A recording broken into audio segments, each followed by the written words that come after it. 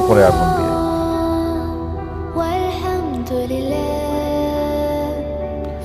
আজিনোমোটো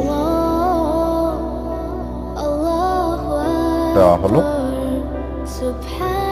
এই দেখুন খিচুড়ি হয়ে গেছে মোটামুটি, কালারফুল ইয়েলিশ, মাঝে মাঝে গ্রিন, আলুটা মাঝে মাঝে হোয়াইট হচ্ছে, হোয়াইট দেখা যাচ্ছে। যেহেতু মিষ্টি কুমড়ার কালারটাও ইয়েলো, সেই জন্য একটা ফাইন কালার হয়ে গেছে আর কি।